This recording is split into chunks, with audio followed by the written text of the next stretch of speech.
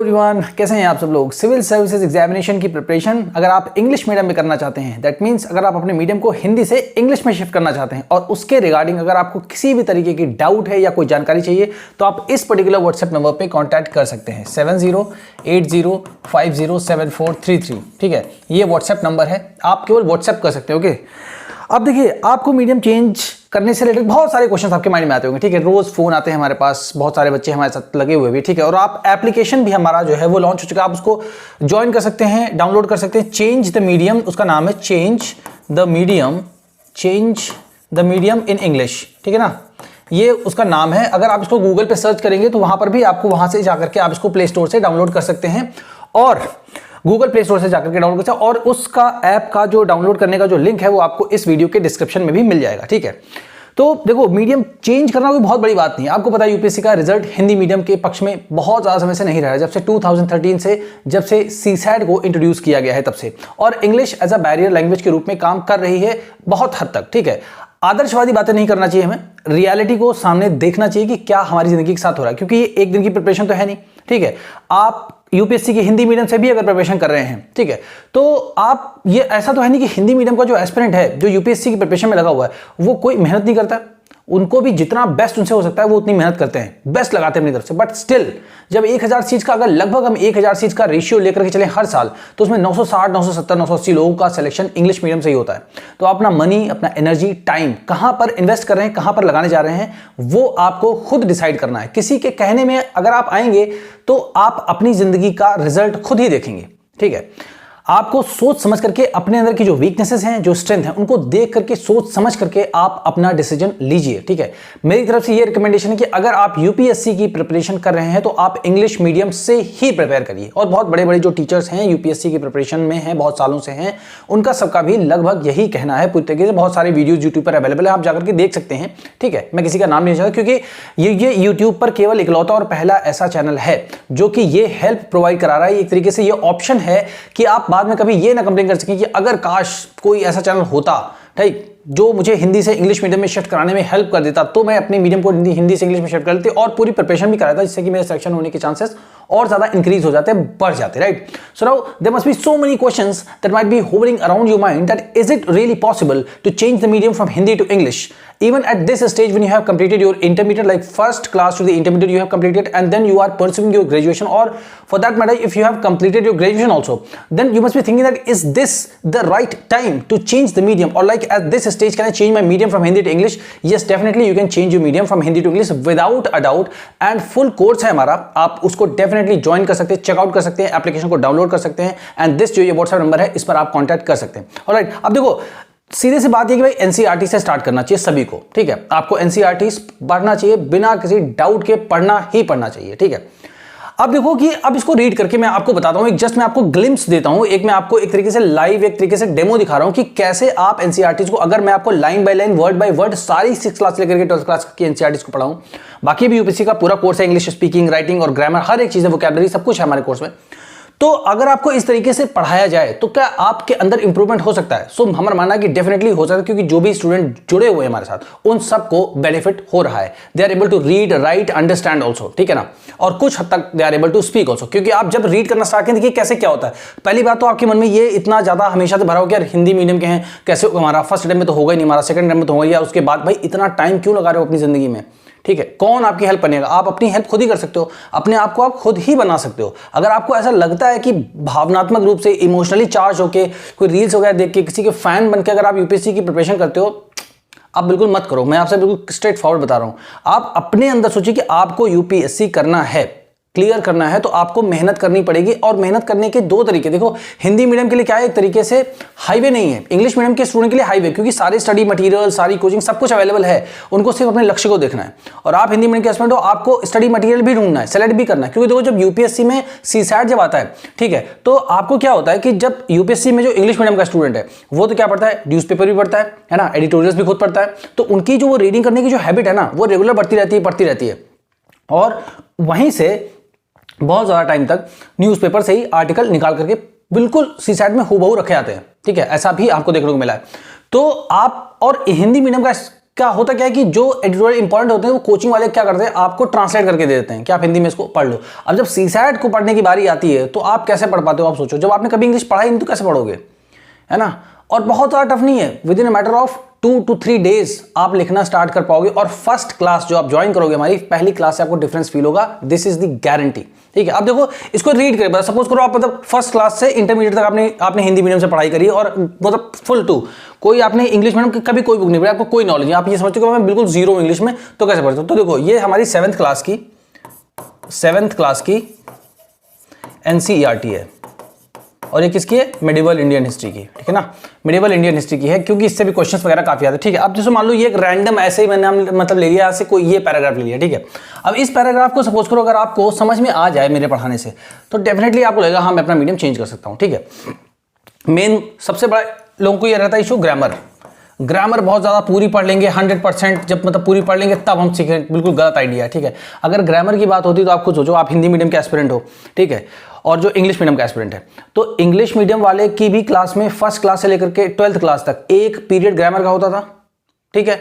और आप हिंदी मीडियम के एस्पिरेंट हैं, आपकी भी पूरे फर्स्ट क्लास से लेकर के 12th क्लास तक पूरी पढ़ाई के दौरान एक ही पीरियड ग्रामर का आपका भी होता था, उनका भी। तो ग्रामर पे तो दोनों इक्वल हो, तो उनको कैसे इंग्लिश लिखना बोलना पढ़ना आता है, आपको क्यों नहीं आता है। तो grammar is not the issue, ठीक है। हम ग्रामर भी पढ़ाएंगे बट जितनी जरूरी, और यहीं पर जब रीड करेंगे उसके साथ ही हम आपको ग्रामर पढ़ाएंगे, ठीक है। इस तरह नहीं, अगर उस तरह के सोचो पहले पूरी ग्रामर पढ़ लेते सब कुछ, तो सभी लोग इंग्लिश मीडियम से कर रहे होते फिर तो, है ना। बट आप सोचो artificial intelligence, internet of things, ठीक है ना, Google, chat GPT, chat Gemini, ये सब जितनी भी चीजें हैं, साइबर क्राइम, ये सब जो हो रहा है आज के टाइम में, ठीक है ना, डिजिटल क्राइम्स वगैरह ये सब जो हो रहे हैं, इससे दुनिया पीछे तो नहीं जाने वाली ना। अब डेवलपमेंट आगे ही होगा और ज्यादा चीजें आएंगी, ठीक है। तो आप अपने आप को सोच समझ के बढ़िए कि आप किस चीज की प्रिपरेशन में जा रहे हैं और इसका एंड बेनिफिट्स क्या हो सकता है, एंड रिजल्ट इसका क्या हो सकता है। देखिए 100% तो कोई नहीं जान सकता कि भाई ऐसा ही रिजल्ट होगा, बट हाँ हमें कुछ हद तक आइडिया तो रहता है ना कि हाँ अगर हमने अच्छे से पढ़ाई की तो हमारे सिलेक्शन होने के चांसेस ज्यादा रहते हैं, ठीक है। तो सोच समझ करके करना आप अपनी जिंदगी में, सारा डिसीजन आपका है, ठीक है। मेरा काम यह है कि मैंने आपके सामने एक ऑप्शन ओपन करके रख दिया कि आप कभी अपने लाइफ में ये ना कह सकें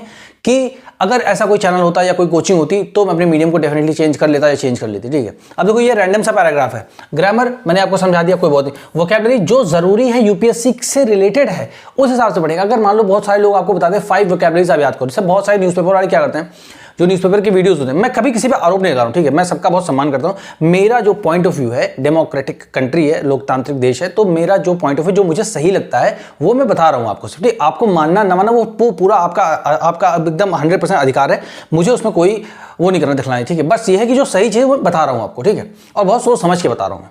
अब देखिए क्या है कि जैसे जो भी लोग आपका न्यूज़पेपर पढ़ाते हैं, अब न्यूज़पेपर जब आप मतलब देखते हो तो उसमें क्या बोलते हैं 5 वर्ड हैं, ये इनको याद कर लो, 5 वर्ड या 10 वर्ड जो भी मतलब हो हैं, ठीक है। अब मान लो कोई एक एडिटोरियल आया, अब वो एडिटोरियल जो आया है वो मान लो इंटरनेशनल रिलेशन से रिलेटेड है, ठीक है। अब वो इजराइल एंड गाजा जो है उसके बीच में, या इजराइल एंड जो मतलब उसका पैलेस्टीन का जो वॉर चल रहा है उससे संबंधित है, या यूक्रेन और मतलब रशिया का वॉर है उससे संबंधित है। अब उसमें नेटो का भी जिक्र आया, ठीक है। अब इस तरीके के जो एडिटोरियल्स हैं, अब इसमें मान लो ये एडिटोरियल थोड़ा सा वॉर टाइप का है, ये भी वॉर टाइप का, अब इसमें जो वोकैबुलरी यूज हुई, ठीक है। अब यहाँ मान लो अगले दिन जैसे इकोनॉमिक सर्वे आया, ठीक है, इकोनॉमिक सर्वे, या मान लो बिहार का इलेक्शन हुआ, अब जो टर्मिनोलॉजी आपकी इलेक्शन से पॉलिटिक्स से वो अलग है। अब इसमें आपने ये वाली 5-10 वोकैबुलरी याद कर ली, इसमें 5 याद कर ली। अब ये जरूरी थोड़ी कि हर बार ये आर्टिकल वही आर्टिकल हमेशा आएंगे, है ना। तो ये 5 वोकैबुलरीज अगर आप याद करोगे तो सपोज करो मंथली आप बहुत कंसिस्टेंट हो तो पूरे मंथ में 150 वोकैबुलरीज को आप याद कर लोगे, ठीक है। अब आप उन 150 वोकैबुलरीज को क्या करोगे, याद तो है आपको, ठीक है। आपसे कोई भी पूछे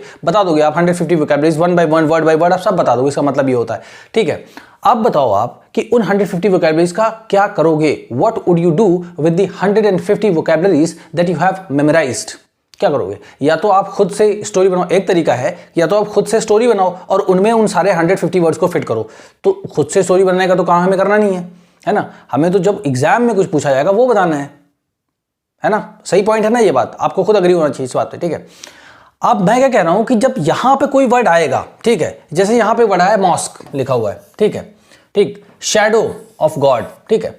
अब जैसे वर्ड क्रॉनिकल्स, ठीक है, अब ये जो वर्ड है तो अब इसका जो मिडिवल इंडियन हिस्ट्री के हिसाब से जो इसका मीनिंग निकल करके आ रहा है, है ना, वो मैं आपको बताऊंगा। तो उसको जब आप याद करोगे तो आप मिडिवल इंडियन हिस्ट्री पढ़ोगे, एंशिएंट इंडियन हिस्ट्री पढ़ोगे, आप मॉडर्न इंडियन हिस्ट्री पढ़ोगे, आप वर्ल्ड हिस्ट्री पढ़ोगे, उसमें जहां जहां पर भी क्रॉनिकल्स पढ़ाएगा उसका लगभग मतलब 99.9% यही होगा जो मैं आपको यहां बताऊंगा। तो एक वर्ड को याद करोगे आप हर जगह पर यूज करोगे, ठीक, क्योंकि यहां पर कंटेक्स्ट के हिसाब से, संदर्भ के हिसाब से आपको मीनिंग बताया जाएगा। वो आपके लिए बेनिफिशियल है कि आप जब रीड कर रहे हो तो जहां आपको नहीं आ रहा वो आपको वोकैब्युलरी बताए, तो वो बेनिफिशियल आपके लिए कि आपको यहां नहीं आया, आपने स्टडी किया, आपको मालूम चल गया, आप आगे बढ़ गए, ठीक है ना, आप आगे पढ़ना आपने स्टार्ट कर दिया, ठीक है। जैसे यहां पे वर्ड लिखा हुआ है इंस्क्रिप्शन, ठीक है, यहां पे क्या लिखा हुआ है इनकारनेशन, तो ये सारे वर्ड्स जो लिखे हुए हैं तो इनका मतलब, जैसे यहां पे ग्रामर, तो did not claim to be, है ना, ऐसे करके ये जैसे यहां पे दो चीजें मान लो ग्रामर की लिखी हुई। अब अगर आपको इनको यहीं पर एक्सक्लेम कर दिया जाए, यहीं पर एक्सप्लेन कर दिया जाए तो ज्यादा आपके लिए बेनिफिशियल होगा, या आपको पहले मैं ये पढ़ाऊं कि देखो ये पास्ट इंडेफिनिट, जैसे मैं ऐसे पढ़ाऊं पास्ट इंडेफिनिट, ऐसे करके पास्ट इंडेफिनिट टेंस होता है, ये मैंने बताया आपको पहले, ठीक है। अब उसमें बताऊं कि मैं नहीं जाता था, यही तो बोलते ना, मैं मार्केट नहीं जाता था तो आई, या मैं मार्केट नहीं गया था, या मैं मार्केट नहीं गया तो आई, फिर आएगा उसके बाद क्या आएगा, डिड आएगा, फिर अगर नेगेटिव सेंटेंस होगा तो प्लस नॉट आएगा, फिर आएगा वर्ब, है ना, उसके बाद वर्ब की फर्स्ट फॉर्म आएगी, फिर आएगा ऑब्जेक्ट। अब बताओ इस तरीके से अगर मैं आपको पढ़ाऊंगा और उसके बाद आपको सिंगल इंडिविजुअल से कि मैं चाय पीता हूं, मैं खाना खाता हूं, मैं उठता हूं, मैं बैठता हूं, ठीक है, मैं डांस करता हूं, मैं लाइब्रेरी जाता हूं, मैं ये करता हूं, ये सब जो डेली हैबिट्स आपको बताई जाती है, ये यूपीएससी के एग्जाम के हिसाब से कोई आपको लगता है यूज किए? इस तरीके से अगर आप इंग्लिश सीखो तो आप सीख पाओगे? नहीं सीख पाओगे, मेरा मानना बिल्कुल नहीं है, ठीक है। मैं आपको बिल्कुल क्लियर कट एकदम रियलिटी बता रहा हूं, ठीक है। अब अगर वही चीज मैं आपको यहां पर बताऊंगा, ठीक है, अब जैसे मैं आपको बता दूं कि भाई देखो, आपको हमेशा ये ध्यान रखना कि सब्जेक्ट क्या होता है। सब्जेक्ट भाई अगर ग्रामर पढ़ के अगर आ जाता तो आ चुका होता। अब मैं आपको कैसे पढ़ाता हूं, जैसे यहां पे क्या लिखा है, मुस्लिम सुल्तान्स एंड पादशाहs, ठीक है। अब एक से ज्यादा ना तो मुस्लिम सुल्तान्स और पादशाह, तो एक से ज्यादा दो की बात है, ठीक है। अब ये मैं बता दूं कि भाई यही आपका सब्जेक्ट है, क्योंकि देखो जब किसी भी चीज के बारे में जब बोलना आप शुरू करते हो या बताना शुरू करते हो तो वही सब्जेक्ट होता है। अब आपको ये बात समझ में आ गई बस। अब उसके बाद क्या है, नहीं, अब यहां पे आ रहा है कि नहीं कर, तो नॉट का मतलब तो पता है, डिड मतलब क्या भाई, पास्ट में कोई चीज नहीं करने वाली आदत होती है, उसको बोलते हैं हम डिड नॉट, ठीक है, सिंपल तरीके से। अब क्या है, मुस्लिम सुल्तान्स एंड पादशाहs, ठीक है, डिड नॉट क्लेम। अब क्लेम मतलब क्या होता है, दावा करना, ठीक है, दावा करना। अब इसको देखो, जैसे मैं कैसे समझाऊंगा, जैसे मान लीजिए इंश्योरेंस लोग कराते हैं, मान लीजिए गाड़ी का एक्सीडेंट हो जाता है तो क्या करते हैं, क्लेम करते हैं, दावा करते हैं अपना, ठीक है। तो क्लेम, टू बी मतलब क्या होता है, होना, है ना। अब इनकारनेशन मतलब क्या होता है, अवतार होना, अवतार, ठीक है। हिंदू मैथोलॉजी जैसे मतलब अवतार होते हैं ना, कि भगवान वराह जो है मतलब अवतार होते हैं, ठीक है ना, विष्णु भगवान के, तो वराह। तो यहाँ पे क्या इनकारनेशन, तो क्या है, जो मुस्लिम के जो मुसलमान जो मतलब सुल्तान होते थे और जो पादशाह होते थे वो दावा नहीं करते थे होने का, टू बी मतलब क्या होने का, इनकारनेशन, अवतार, है ना, इनकारनेशन ऑफ गॉड, भगवान के अवतार होने का दावा नहीं करते थे। अब यहां पे आपको ही समझ गया, डिड नॉट नहीं करते थे, डिड नॉट मतलब नहीं करते थे, क्या नहीं करते थे, क्लेम, दावा। अब यहां से आता जो डिड नॉट क्लेम, तो मतलब क्या, दावा नहीं करते थे। अब क्या, टू बी मतलब क्या, होना। तो अब जब ये चीजें आपको पूरे बुक में जब रिपीट होंगी 10, 20, 50 हजार बार, तब आपको ये ऑटोमेटिक इतनी बार रिवीजन हो चुका होगा और आपका कॉन्फिडेंस बढ़ेगा, आप खुद से रीड करोगे। So this is the way to change your medium from Hindi to English, ठीक है। अदर चीजों को रीड करने से कोई बेनिफिट उसका नहीं मिलने वाला, पागल। हमारे पास बहुत सारे स्टूडेंट है, ओवर 1000+ स्टूडेंट हमारे पास हैं, ठीक है। तो क्या है कि उन्होंने, बहुत से बच्चों ने मुझसे खुद ही कहा कि सर मैं पहले इंग्लिश मीडियम का कोर्स ज्वाइन कर लेता हूँ स्पीकिंग का। तो फिर मैं आपसे, बहुत से बच्चों ने, नाम नहीं लूंगा, बहुत सारे टीचर्स का कोर्स ज्वाइन किया और उन्होंने गलत किया कि इससे मीडियम आपका चेंज होगा, आप ये ग्रामर का कोर्स ले लीजिए हमारा, ठीक है। तो ऐसे भी बच्चे हैं कि करने के बाद भी उनको नहीं है, क्योंकि वो तरीका नहीं है, ठीक है। आपको पहली क्लास से डिफरेंस फील होगा, ठीक है, ये गारंटी है हमारी, मतलब ये सारे स्टूडेंट्स का हमारा फीडबैक है, ठीक है। अब बताओ, जब आपने कभी इंग्लिश में नहीं पढ़ा, आपकी हिम्मत नहीं जुटा पा रहे हो, ठीक है, बट आज अगर आप सोचो कि इस लाइन को रीड करके इतने में ही अगर आपको ये समझ में आ गया कि हाँ यार इसका मतलब ये है ना, सो मुस्लिम सुल्तान्स एंड पादशाहs did not claim to be incarnations of God. अब आपको यही पता चल गया ना कि भाई देखो रीड करना कैसे है, यहां से आता है एक चीज को पढ़ना है, ठीक है। फिर उसके बाद डिड नॉट, फिर उसके बाद क्लेम टू बी, है ना, फिर उसके बाद इनकारनेशन ऑफ गॉड। इनकारनेशंस मतलब क्या है, एस लगा होता है एक से ज्यादा, है ना, कि भगवान के अवतार होने का दावा नहीं करते थे कौन, मुस्लिम सुल्तान और जो पादशाह होते थे, तो नहीं करते थे, ये समझ में आ गया। अब यहाँ पे क्या, बट, तो बट मीन्स आपको पता है, लेकिन पर्शियन कोर्ट, जो पर्शियन कोर्ट होते थे, दरबार बेसिकली होते थे, उनके क्रॉनिकल्स, तो क्रॉनिकल्स मतलब क्या होता है हिंदी में, मतलब अगर इसको देखें तो इवेंट होता है। आप इवेंट को सिर्फ हिंदी में देखें कि घटनाएं, मतलब उस समय जो होती थी, तो कोर्ट में जो भी घटनाएं, जो भी कार्य होते थे, जो भी घटनाएं होती थी, उसे बोलते हैं पर्शियन कोर्ट। अब इसको कैसे समझाऊंगा, जैसे मान लो आप हाई कोर्ट में देखते हो, कभी कभी यूट्यूब में देखते हो, जैसे बहस हो रही होती है ना वकील के बीच में और जज साहब के बीच में, वो लोग अपनी मतलब दलील पेश कर रहे होते हैं, तो वैसा ही कुछ नजारा आप समझो, वैसे ही नजारा यहां पर चल रहा होगा, तो उसी क्रॉनिकल्स को बोले इवेंट, जैसे घटना, ठीक है, ऐसी घटना कुछ हो रही होगी, ठीक है। सो बट लेकिन क्या है, पर्शियन कोर्ट क्रॉनिकल्स डिस्क्राइब परिभाषित करते हैं। क्या मतलब परिभाषित करते थे? The sultan as the shadow of God, सुल्तान को, द सुल्तान एज मतलब के रूप में, किसके रूप में? Shadow of God. तो शैडो मतलब क्या था? परछाई, और गॉड में भगवान, तो भगवान की परछाई के रूप में जो सुल्तान होता था उसको प्रस्तुत करते हैं। देखो डिस्क्राइब तो होता है परिभाषित करना, बट क्या है? प्रेजेंट करना, प्रस्तुत करना या बताना। अब डिस्क्राइब जी हो सकता है, टेल भी हो सकता है ना, एक्सप्लेन भी हो सकता है, इंप्लाइज भी हो सकता है। ये सारे बस इतनी 7-8 वर्ड के बीच में घूमता है ये सब कुछ बस, ठीक है। तो जो ये मतलब जो पर्शियन कोर्ट के जो क्रॉनिकल्स हैं, ठीक है, जो वहां की घटनाएं हैं वो क्या बताती थी? तो डिस्क्राइब बता हो गया टेल, एक तरीके से टेल, ठीक है ना, टेल है ना, बता दी क्या बताती कि सुल्तान को ये बताती थी as the shadow of God. तो एज मींस के रूप में, किसके रूप में? शैडो मींस परछाई या छाया, किसकी? भगवान की परछाई के रूप में सुल्तान को बताया जाता था। लेकिन जो मुस्लिम सुल्तान और बादशाह होते थे वो भगवान की परछाई होने का दावा या भगवान के अवतार होने का दावा नहीं करते थे। अब देखो दोनों सेंटेंस समझ में आ गया आपको। अब बताओ उसमें कौन सी इतनी बड़ी ग्रामर थी जो आपको नहीं समझ में आई, ठीक है। वर्ड मीनिंग भी आपको साथ ही साथ बता रहे हैं, ठीक है, आपको अलग से कुछ नहीं करना, ग्रामर में कुछ नहीं पढ़नी, ग्रामर भी बता रहे हैं आपको, वर्ड मीनिंग भी बता रहे हैं, रीड करने का तरीका बता रहे हैं, हाउ टू रीड, कि आपको रीडिंग कॉम्प्रिहेंशन जब आएगा तो हाउ वुड यू रीड, कैसे पढ़ोगे आप उसको, है ना, और क्लैरिटी कैसे आएगी, कैसे रीड करना, कहां से कहां तक, जो भी ग्रामर वही बता रहे हैं आपको, ठीक है। तो इस तरीके से अगर आपको लाइन बाय लाइन पूरी 6 से लेकर के 12th क्लास की सारी इंपॉर्टेंट एनसीईआरटी को पढ़ा दिया जाए तो इंप्रूव करोगे ना। क्यों नहीं करोगे भाई? जब मेहनत की है तो क्यों नहीं होगा? ना करने से तो कुछ नहीं होता, मेहनत करने से ही होता है ना जो भी कुछ होता है। तो यहां तक आप समझ गए। अब यहां पे क्या बता रहा है? एन इंस्क्रिप्शन, है ना, एन इंस्क्रिप्शन। तो इसका मतलब क्या होता है? इंस्क्रिप्शन मतलब होता है शिलालेख, ठीक है, इंस्क्रिप्शन मतलब होता है शिलालेख। अब ये शिलालेख क्या है? जैसे मतलब आपकी कॉपर प्लेट हो गई, कॉपर प्लेट, है ना, तो उसके ऊपर मान लो कुछ भी लिख दिया गया ऐसे ऐसे करके, ठीक है, तो उसको हम इंस्क्रिप्शन बोलते हैं, ठीक है। तो शिलालेख से मान लो कोई है ना, इन दी कुव्वत अल इस्लाम, ये एक मस्जिद का नाम है ना। अब यहाँ पे क्या लिखा? कुव्वत अल इस्लाम मॉस्क, तो मॉस्क मींस मस्जिद। अब देखो यहाँ इंस्क्रिप्शन मतलब क्या? शिलालेख। अब वो कहां पर था? किसके अंदर था? कुव्वत अल इस्लाम का था। एक्सप्लेन मतलब क्या परिभाषित करता था? क्या परिभाषित करता था? दैट मींस हो जाएगा कि, दैट मींस कि गॉड चोज, तो इसका मतलब क्या? भगवान ने पसंद किया या सेलेक्ट किया। चूज मतलब क्या? जैसे मतलब हम लोग अपने लीडर को चूज करते हैं ना, तो पास्ट में क्या हो जाएगा? चोज करना, मतलब हमने प्राइम मिनिस्टर नरेंद्र मोदी को चूज करना, we have chosen prime minister, we have chosen Narendra Modi ji as our prime minister, है ना। तो पास्ट की बात बता रहे हैं ना। तो वही है कि भगवान ने किनको मतलब सेलेक्ट किया? किसको? अलाउद्दीन को, अलाउद्दीन को सेलेक्ट किया एज अ किंग, एक राजा के रूप में उनको सेलेक्ट किया है। क्योंकि बिकॉज मींस क्योंकि ही, अब हैड मींस क्या है? था, उनके पास था, क्या था? अब ही यहां किसके लिए आया है? अलाउद्दीन के लिए आया है। क्योंकि अलाउद्दीन के पास क्या था? हैड मींस था, क्या था?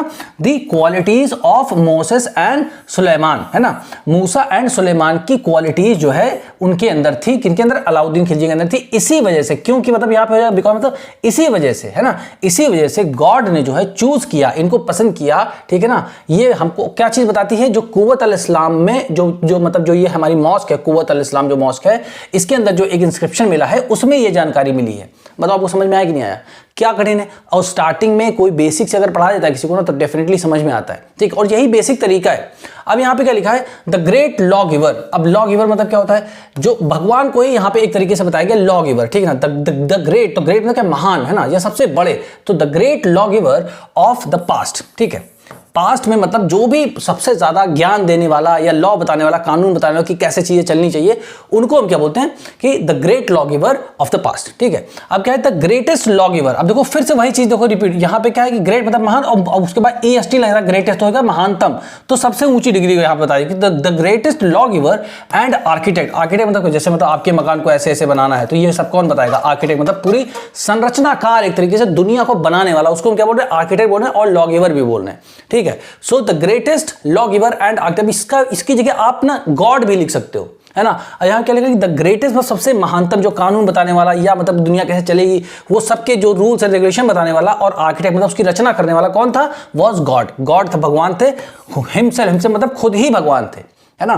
फिर क्या है? ही क्रिएटेड, उन्होंने बनाया था। क्या बनाया था? द वर्ल्ड, दुनिया बनाई थी आउट ऑफ केओस। इसको पढ़ते हैं केओस। तो केओस मतलब क्या? जैसे मान लो अभी दिल्ली में ब्लास्ट हुआ, जिस जगह पर ब्लास्ट हुआ, ठीक है, आतंकवादी जो हमला हुआ तो वहां पे क्या है? एकदम अव्यवस्था की स्थिति बन जाती है ना, भाग रहे हैं लोग, परेशान हो रहे हैं, एकदम से मतलब अव्यवस्था हो जाती है बिल्कुल। तो आउट ऑफ केओस मतलब जो पूरी दुनिया को जब बनाया उन्होंने तो बहुत उथल पुथल मची रही होगी, वहां से हटा करके दुनिया को बनाया उन्होंने। तो out of chaos and introduce. अब इंट्रोड्यूस मतलब क्या है? कि मतलब जो है जैसे सीसैट इंट्रोड्यूस हुआ ना यूपीएससी में, है ना, तो इंट्रोड्यूस तो समझ लो ना, जैसे आज होता है आप अपने आप को इंट्रोड्यूस करो, मतलब अपना परिचय बताओ, है ना, तो बताया बेसिकली, है ना, क्या बताया, ऑर्डर मतलब क्या होता है, व्यवस्था, जिसे बोलते हैं लॉ एंड ऑर्डर, तो कानून एवं व्यवस्था, तो ऑर्डर मींस व्यवस्था एंड सिमेट्री, तो सिमेट्री मतलब क्या है, एक रूपता, मतलब क्या है, इक्वालिटी वगैरह के बारे में ये सारी चीजें बताए, है ना। तो सोचो भगवान ने ये सब चीजें बताया। अब देखो इसको रीड करने के बाद, ठीक है, अब आपको इंपॉर्टेंट नोट्स क्या क्या लेने, ठीक है, जैसे यहाँ पे क्या है, कुव्वत अल इस्लाम की मॉस्क जो है उसमें क्या मिला हमें, इंस्क्रिप्शन, ठीक है, तो इसको लिखेंगे सबसे पहले कुव्वत अल इस्लाम, ऐसे मॉस्क डैश लगा के क्या हम क्या लिखेंगे, इंस्क्रिप्शन। अब वो क्या बताता है कि अलाउद्दीन को उन्होंने जो है भगवान ने एज एक राजा के रूप में चूज किया, क्योंकि उनके पास क्या है, मूसा एंड सुलेमान की क्वालिटीज थी, ठीक है। तो इस तरीके से देखो कहीं ना कहीं से बेसिक से तो आप स्टार्ट करोगे ना, और एनसीईआरटी से ही स्टार्ट करना चाहिए आपको, कभी जिस्ट नहीं पढ़ना चाहिए, जिस्ट पढ़ोगे तो बैकग्राउंड कभी आपको समझ में नहीं आएगा, ठीक है। तो अपने आप को देखो, खुद से बात करो एक बार कि आप करने क्या जा रहे हो अपनी लाइफ में। जब ये सारे क्वेश्चंस आप खुद से पूछोगे ना, और रील्स वगैरह सब बंद कर दो, कोई भी यूट्यूब चैनल आपको सेलेक्ट नहीं करा सकता है, ठीक है। एक मेंटर होना बहुत जरूरी है, ठीक। दूसरा क्या है, लंबे समय तक आप रेगुलर पढ़ाई करोगे तब आपका सिलेक्शन होगा। ये जो 200-500 रुपए में आपको स्टडी मटेरियल मिल जाता है या कोचिंग मिल जाती है, भाई नहीं होगा यूपीएससी। आप मतलब सोच के, मैं अपने हिसाब से बता रहा हूँ, सोच समझ के बता रहा हूँ, ठीक है। और आपको ये देखना है कि यूपीएससी का जो रिजल्ट है वो आप upsc.gov.in पर जाइए और वहां पे एनुअल रिपोर्ट के सेक्शन में जाइए, वहां पर आप रीड करिए। जो एनुअल रिपोर्ट होती है उसको हर साल जो यूपीएससी के चेयरमैन हैं वो प्रेसिडेंट ऑफ इंडिया को हैंड ओवर करते हैं। उसमें बताते कितने लोग हिंदी मीडियम के हुए, कितने इंग्लिश मीडियम के हुए, कितने लोग डॉक्टर्स हैं, कितने इंजीनियर्स हैं, कितने आर्ट्स स्ट्रीम से हैं, कितने कॉमर्स स्ट्रीम से हैं, है ना। ये सारी वैरायटी, कितना एज ग्रुप क्या है, लॉयर्स कितने, सब बताया था उसमें। तो आप देख सकते हो कि कितने लोग का हिंदी मीडियम से होता है, कितने लोग का नहीं होता है, ठीक है। तो इस तरीके से चीजों को समझो। अब आपने यहां पर बहुत इजीली देख लिया कि देखो ऐसे कोई, और सारी चीजें ऐसे इससे भी ज्यादा डिटेल में आपको पढ़ाई जाएंगी, प्रीवियस ईयर क्वेश्चन पेपर्स को भी लेकर बताया जाएगा आपको, ठीक है। तो इस तरीके से चीजों को आपको समझना है। अब अगर आपको लगता है कि हाँ ये तरीका सही है, डेफिनेटली तो आप इस वीडियो को हिंदी मीडियम एस्पिरेंट्स के बीच में ज्यादा से ज्यादा शेयर करिए, जिससे कि उनके सिलेक्शन के चांसेस को और ज्यादा इंहांस किया सके, क्योंकि यही इकलौता चैनल है जो कि हिंदी मीडियम एस्पिरेंट्स के सिलेक्शन को लेकर के प्रतिबद्ध है कि उनके सिलेक्शन के चांसेस को और ज्यादा इंक्रीज किया जाए। आप बहुत ज्यादा प्रोटेस्ट करेंगे, आप जाकर के वहां ट्विटर पर लिखेंगे, बहुत ज्यादा शेयर करेंगे, भाई उससे कुछ बहुत खास हद तक हुआ नहीं, बहुत सारे बच्चों ने किया हुआ है पहले। तो अपनी एनर्जी को सही दिशा में लगाएं। सिर्फ अगर आपको पढ़ना ही है, इस तरीके से पढ़ लेंगे, है ना, तो भी आपका सिलेक्शन होने के चांसेस बहुत ज्यादा बढ़ जाएंगे, ठीक है। तो आप अपने आप को सोचिए, समझिए, फिर आप डिसीजन लीजिए। और उसके बाद जो मैंने नंबर आपको दिया था उस पर आप डेफिनेटली कांटेक्ट कर सकते हैं। अगर आपको बात करने की जरूरत होगी, टाइम लीजिएगा पहले, definitely you can call also and you can talk to me also, okay.